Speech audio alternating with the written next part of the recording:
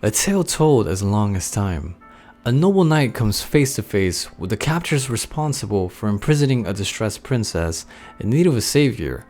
The knight conquers all his adversaries and with merely a blade in one hand, banishes all the evil that stands before him. The princess is rescued and the knight lives his days happily ever after as the hero he became. That story would be nice if true, but this knight can't see nor recall anything at all. Instead, you awake as the armored knight in a red cape falling from an endless spire that reaches far past the clouds. Below not only lies the ground, given you survive the fall, but hopefully answers as to what's going on. Take on the evils that the spire holds and climb the tower in RedEmbers' humorous, dungeon-crawling indie RPG, Goodnight Knight. Upon reaching the ground, spoiler, you survive the fall, Goodnight Knight almost immediately establishes itself as a humorous parody of medieval tales.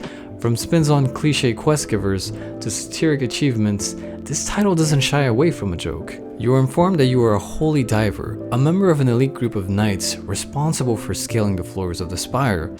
Your task is simple: battle through the floors of the tower while repairing its elevator as you go. The elevator repair is vital for the survival of the weak looking to escape the dangers that loom through the spire's corridors, but more importantly sets save points for you to revisit in the future. Not long into your journey, you will meet a fellow warrior who aids you throughout your mission. He will supply you with tips and tricks to surviving the spire, while occasionally jumping in when in need of some extra muscle. While his presence is not entirely necessary, Goodnight Knight does a fantastic job of easing the players into the mechanics of the game while providing a very subtle tutorial as you play.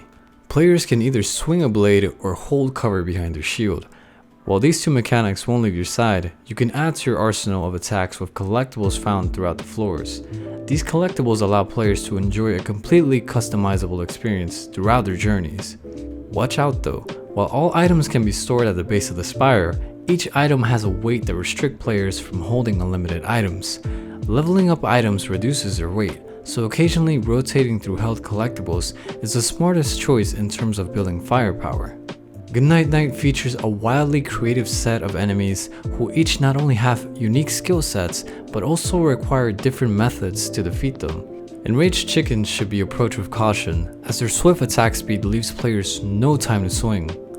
On the other hand, killer bees should encourage a spray and pray mentality, as they don't do incredible levels of damage, but instead frantically race around the stage. These are just some examples of the many enemies you have the pleasure of meeting when in depths of Goodnight Knight. As always, a well done set of enemies is typically backed by incredible boss fights, to which this indie title does not differ. In my experience, bosses required a thought level similar to Dark Souls, including even the first boss. My hopes for a simple swing and kill defeat were ultimately squashed. To defeat these bosses, I had to endure countless deaths while learning their moveset and devising where the best time to strike was. After enough attempts, I was able to gracefully work around bosses and defeat them like the shimmering knight I am. While I would like to say no worries, that would be sugarcoating the reality of it. Some of these enemies possess a level of skill that even some of the best players would struggle with. This would be fine if these enemies were manageable, but in some cases, the difficulty level stems from a stat imbalance. The most common enemy responsible for this would be the cougars. They deal insane levels of damage, but their speed completely outmatches yours.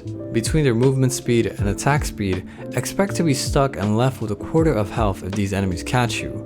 Luckily, the cougar is one of the only enemies that encounter an issue of this caliber, but players should still be warned to move with caution, as many enemies are no cakewalk.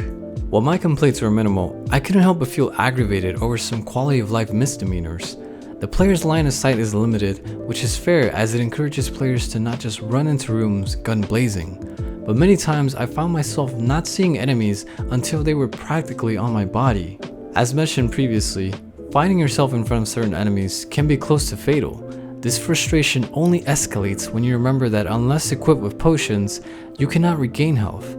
I did find myself occasionally regaining full health when moving from room to room, but am unsure if that is intentional as it only happens on occasion. While these are merely small errors, what brings them all to life is the inability to save before boss fights. Goodnight Knight offers save points graciously, but seems to skip on a save option before the most difficult points in the game. This means that between each boss attempt, players must move through 2 rooms of challenges and enemies. Each room is randomized upon death, so not only do you have different sets of enemies to overcome, but the lack of vision and health regen usually left me with half health when it came time to challenge the boss. After numerous deaths, jumping through all these hoops got tiring. Even with these errors, this indie title will find its share of success. Good Night blends together old school Zelda graphics with Dark Souls-like difficulty to create a humorous yet challenging dungeon crawler.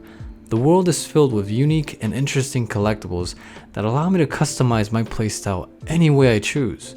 With some quality of life updates, I envision Good Night to find its place in the hearts of many indie RPG enthusiasts. Available for $14.99 on the Steam Marketplace, feel free to view our team's playthrough of Good Night below.